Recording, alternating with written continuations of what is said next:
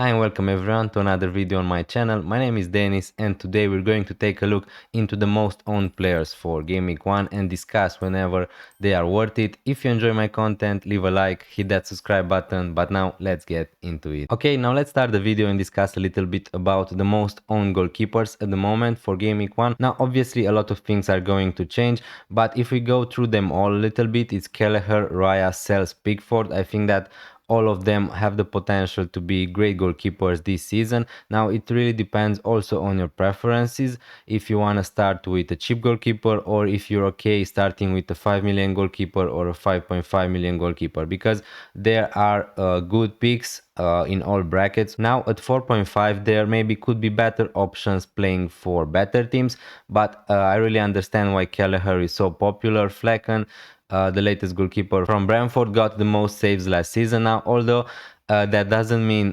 Kelleher is going to get the same amount of points, I can see the reasoning here, and I think that at that price he's going to be a great value. Although Brentford are not one of the best defensive in the Premier League or something like that, but I just think that he's going to get a lot of saves. The fixtures are mixed in the start of the season, as you can see. Nottingham Forest, Sunderland, Fulham are decent, but Aston Villa and Chelsea are tougher fixtures, but at least those are at home. So I can see a lot of saves from Kelleher. Maybe some clean sheets, maybe one or two in the first 5 game weeks. So yeah, it is what it is. If you want to rotate Kelleher with another 4.5 million goalkeeper, that could be also a great idea. If we move to the other ones, it's Raya and Sells. As you can see, Sells got more points than Raya last season, so maybe I underestimated a little bit Nottingham Forest defense, although we all know that they were amazing in the first part of the season, but I'm just expecting to see a drop this season from Nottingham Forest. Maybe that's just my personal opinion, but yeah, the fixtures are decent. Brentford, Palace, West Ham, Arsenal, Burnley, so I can see some clean sheets from Nottingham Forest, maybe two, maybe three. But again, if you don't want to go cheaper or more expensive, Sells could be a decent option for you. Now if we talk a little bit about Raya and Pickford, both of them are priced at 5.5 millions. Now I think that Raya is going to be better this season, to be honest with you. Now I know that Pickford was the top scoring goalkeeper in the last 2 seasons, but I just think that Arsenal defense is better. I just think that they are going to get more clean sheets. Now as you can see from the screen, they got similar clean sheets last season, Everton and Arsenal, 13 and 12, so it was not a big difference, but I just think that's going to change a little bit this season.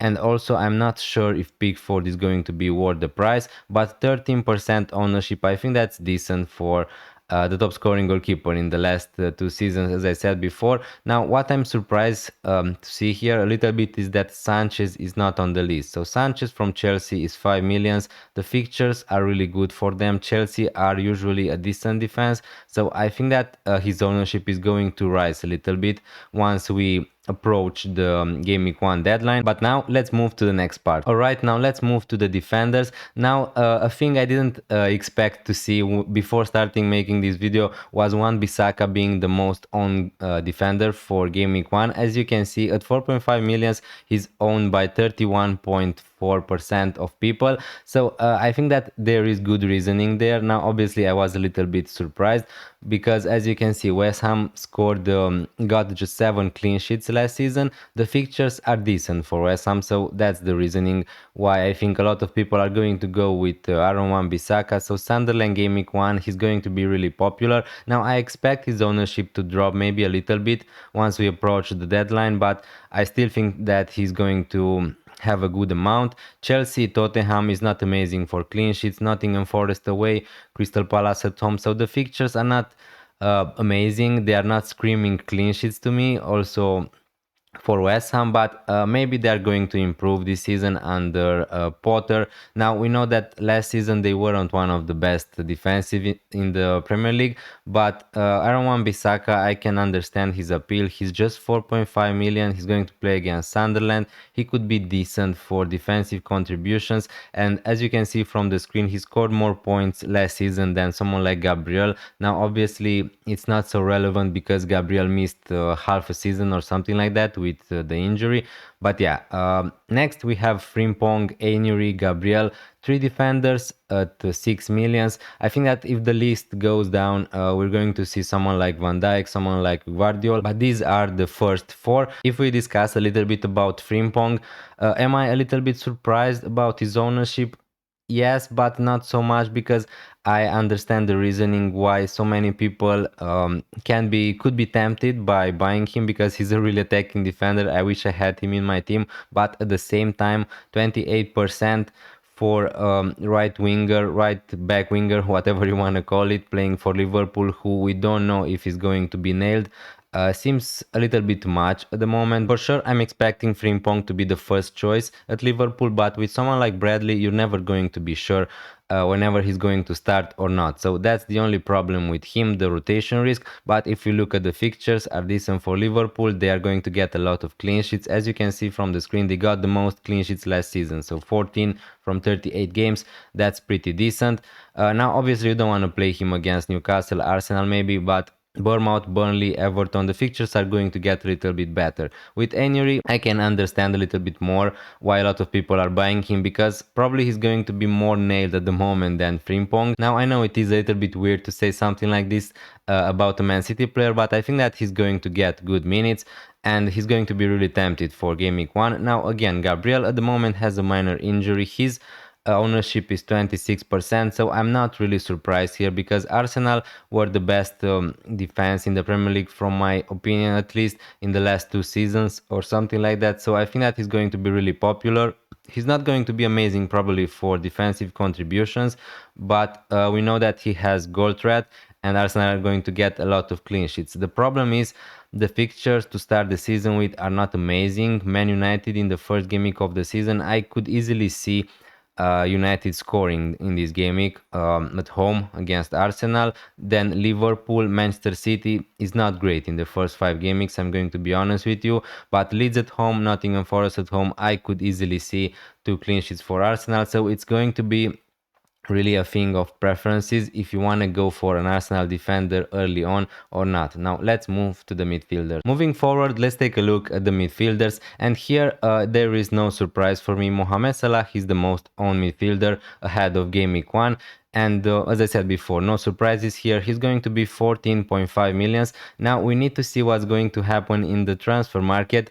Maybe that's going to change our perspective a little bit about Mohamed Salah, but we're going to discuss about that in a minute when we move to forwards. But at the moment, his ownership is 57%. Now, if you look at the points for Mohamed Salah for last season, I got scared a little bit when I recorded this video, because I forgot how good he was. 344 points last season. That's just insane, and maybe it's a reminder for all of us that he's going to be a decent option for this season. Whenever you want to say, his XGI per 90 was amazing, 0.91, so almost 1 goal or 1 assist per 90 minutes per game. The fixtures, as I said before, are not going to be amazing for Liverpool from a defensive perspective, but also for an attacking perspective, because Bournemouth, Arsenal, Everton, Newcastle are not easy fixtures or anything like that. Now again, as I said before, we need to see what's going to happen in the transfer market. That's maybe going to change our perspective a little bit about Mohamed Salah. But at the moment, I think that the reasoning is good. He's on penalties. He's going to be probably the top scorer player from Liverpool again this season, depending how the other players are going to do. But I think that it is justified, his ownership. If we move to the second place, here we have Palmer. Here maybe I am a little bit more surprised, because after last season I expected a lot of people to not be so inclined to buy someone like Palmer, but I guess the fixtures are amazing, and a lot of people saw him in the Club World Cup when he played decent. So I just think that all of them change maybe their opinion on Cole Palmer. Now again, he's going to be on penalties, on set pieces, on corners, on everything. He's going to be really involved in the Chelsea game. So again, I think that he's going to be a phenomenal option, but I threw that before the season starting. When I saw the fixtures for Chelsea, I knew a lot of people are going to be interested in him. Crystal Palace, West Ham, Fulham, Brentford, Man United. So the fixtures are not amazing, but they are decent, because they are not going to play against Man City, Arsenal, Newcastle. Yeah, the fixtures are okay. Palmer is going to be a great option. He's 10.5 millions. Now, again, he got more than 200 points last season. I think that he's going to do that again at a minimum this season. But also let me know about your opinion in the comments down below. Now on the third place, a little bit of a surprise for me to see Wirtz owned by so many people, 36%, but his price is amazing. So I totally get it. 8.5 millions, as I said before. I think that he has the potential to be a bargain, but again, we need to calm our expectations a little bit because he needs to adapt a little bit to Premier League life. We need to see how he's going to do. Obviously, we know that he's an exceptional player. As you can see from the screen, his XGI per 90 playing for Bayer Leverkusen last season, 0.7. So almost the same as someone like Cole Palmer with 2 millions cheaper. So I can understand the reasoning why so many people are trying to buy him. Now we need to see. If you're asking if Wirtz can cover someone like Mohamed Salah, I think that the answer is no. So if you're expecting Wirtz to score the same amounts of goals, assists, like someone like Mohamed Salah, just don't do that. But if you want to go for him and not go for Mohamed Salah, I think that can work and can be a little bit more interesting. Now on the fourth place we have Kudus, the new player for Tottenham. Now he's 6.5 millions. His ownership is huge at the moment, 27%, but his points weren't amazing last season. He scored 100 points. His underlying statistics weren't great because he was also playing with Bowen, who got all the goals for West Ham last season. We need to see how he's going to do at his new club. His XGI, as you can see, 0.33 is not amazing. Now, again, he's a really cheap option. I think that at that price, maybe he's one of the best midfielders, and he has the potential obviously to be one of the best. The fixtures for Tottenham are great to start the season. They are going to play against Burnley in game week 1, so they have maybe the best fixture for game week 1. After that, Man City is not amazing. Bournemouth, West Ham, Brighton, the fixtures are a little bit more mixed. The only problem I have with someone like Kudus is the rotation risk. We don't know if he's going to play 90 minutes every game week. We don't know if he's going to start every game week. So we need to follow him a little bit in the preseason to see how Spurs are going to adapt, how they are going to line up. But he has the potential to be a really nice value player, I think. Now let's move to the last part. Now moving to the last part, here we're going to see the most owned forwards in FPL for game week 1. Now here I am a little bit surprised to see João Pedro's ownership is just huge at the moment. Almost 60% of people have João Pedro in their teams, and I can't say that I don't understand it, because I understand it, but I just think that it is a little bit too much, to be honest with you, because we know how big of a troll João Pedro was last season playing for Brighton. Now again, I know he's going to play for Chelsea, he's going to be a better pick, he's going to get more goals, but I just think that it is a risk of rotation there with João Pedro. Just remember, Chelsea have also Nicolas Jackson and Delap who can play there. So I don't think that it is that easy just to buy João Pedro thinking that he's going to start every game week. But again, I understand, 7.5 millions. He got 126 points last season. His XGI was decent last season. He was on penalties. Probably he's not going to be on penalties this season at Chelsea because Palmer is going to take them. So that's down a little bit. Now, again, the fixtures are really nice for Chelsea. That's what I really like about this pick. And if it's going to work, if he's going to start all the game, then obviously it's going to be really great for all the people who picked him. But I just don't know about his minutes. That's the problem. Lian Delap, we know that they bought him for a reason, so he's going to get some minutes for sure. Now I understand he just transferred in for Chelsea and he played really good in the Club World Cup, so maybe that's why his ownership is so high at the moment. I'm expecting it to go down a little bit while we approach the game week 1 deadline, but he could be a great option, no doubt about that. At the moment I just have some questions. Now if we talk a little bit about Isak, maybe this is the last time we're going to talk about Isak as a Newcastle player, so that's the topic I wanted to discuss a little bit. The rumors at the moment are that Isak doesn't want to play for Newcastle again, and probably he's going to go for a team like Liverpool. Now again, 10.5 millions playing for Newcastle with Aston Villa, Liverpool in the first two fixtures. I don't think that is going to be really popular for the first game weeks of the season. Now again, as you can see, see here, his ownership is really high, 36%, but I just think that a lot of people are going to join the game and his ownership is going to go a little bit low. Now again, if Isak is going to play for Liverpool, that's a totally different discussion, and we're going to have that when it's going to be official. But obviously we know that he was one of the best players from last season with 211 points. Last season his XGI was amazing, 0.8 as you can see per 90 minutes, just like someone like Erling Haaland. So he was an amazing player. He scored more points than Haaland. He was still at that price. He was 8 or 8.5 million, something like that last season. So at some stage this season, whenever he's going to be playing for Newcastle or playing for Liverpool, Isak is going to be into our thinking. And again, that's going to be really major, because now we have also Gyökeres playing from Arsenal, and we need to see how we're going to try to have all these players into our teams. Now, if we look at the third place, we have Bowen. I was a little bit surprised also to see Bowen here, because now that he's a forward, his appeal is not that high for me, at least at the moment. 8 millions is a nice price for Bowen. As you can see, he scored almost 200 points. His ownership is 21%.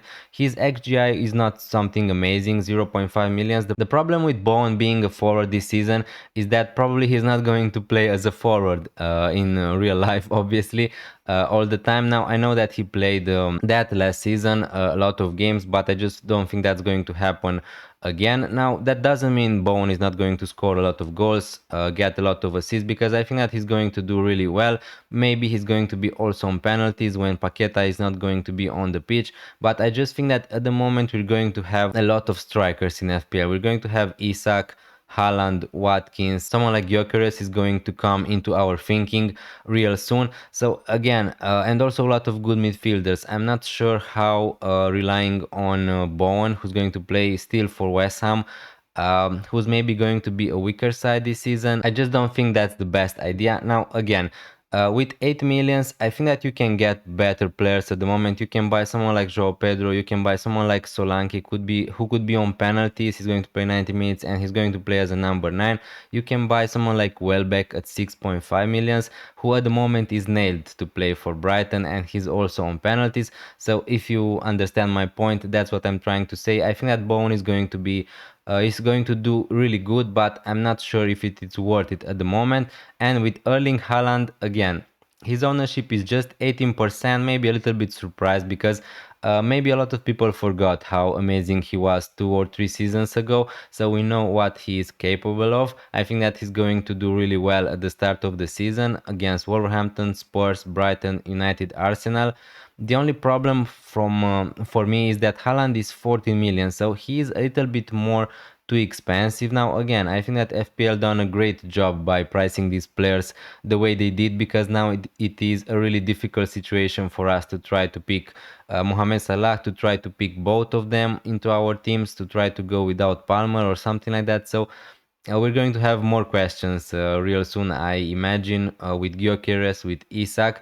So with Haaland at 14 millions, I just think that it is a little bit expensive. Now again, he's going to score lots of goals, probably he's going to be on penalties. City are going to be a much better team, but I'm just not sure if that justify his price at the moment. So this was my opinion here. Thank you so much for watching this video. It really means a lot. If you enjoy my content, please consider leaving a like, hit that subscribe button, and I'm going to see you next time. Bye.